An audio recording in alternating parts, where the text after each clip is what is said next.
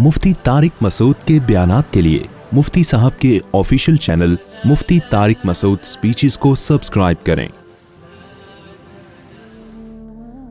ایک شخص نماز پڑھ رہا ہو تو ایک شخص اس نماز پڑھنے والے کے سامنے کھڑا ہو جائے اور تیسرا شخص گزر جائے آگے سے، اور پھر جو شخص کھڑا ہوا تھا وہ بھی چلا جائے، تو کیا یہ طریقہ صحیح ہے؟ دیکھو، اگر ایک نماز پڑھ رہا ہے، ایک اس کے آگے آ کے کھڑا ہو جائے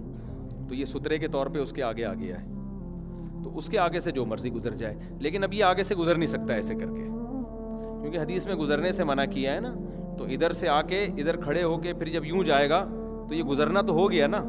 تو اس کے سامنے سے جو گزرے گا وہ تو ٹھیک ہے،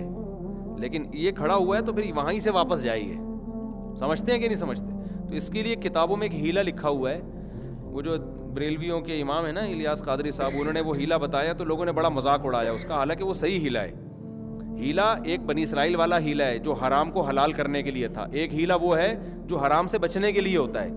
تو جو ہیلا حرام سے بچنے کے لیے ہوتا ہے وہ قرآن و سنت کی روشنی میں جائز ہے،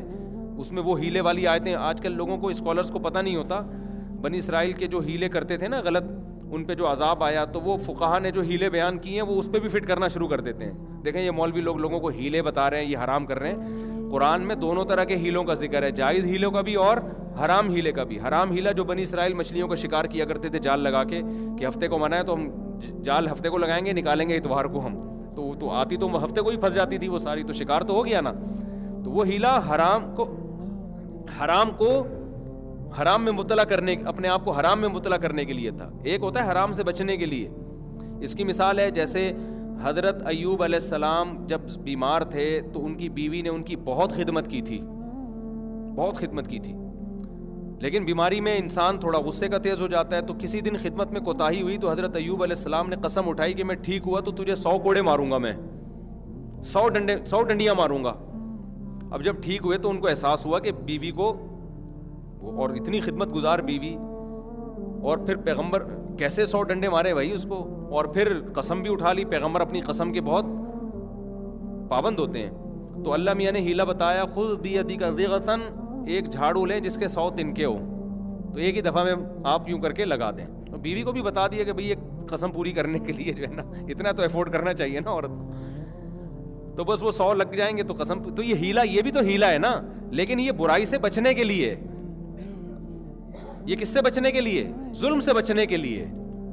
تو آج کل کے جو مارکیٹ میں اسکالرز آ رہے ہیں نا، بس وہ ہر ہیلے پہ یہ دیکھو یہ کیا ٹوپی ڈرامے شروع کر دیے۔ تو الیاس قادری صاحب نے ایک ہیلا بتایا، وہ بالکل صحیح ہیلا ہے۔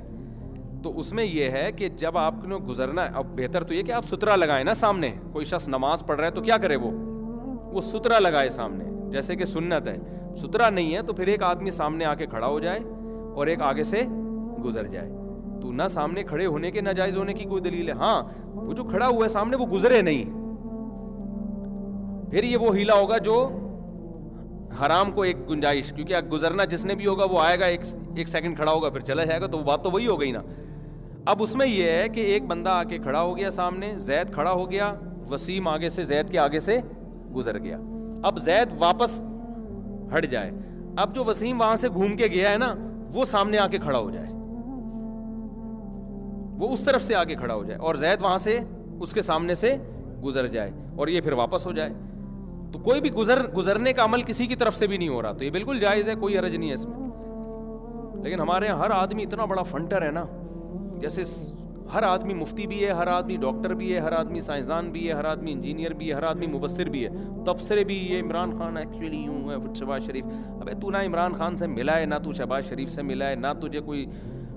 سیاست میں کچھ ایسے لوگوں سے تیری ملاقاتیں ہوئی ہیں جن سے تجھے صحیح خبر ملے، تو نے کبھی پی ٹی آئی کو سن لیا تو اس کے خلاف ہو گیا، ان کو سن لیا تو اس کے خلاف ہو گیا۔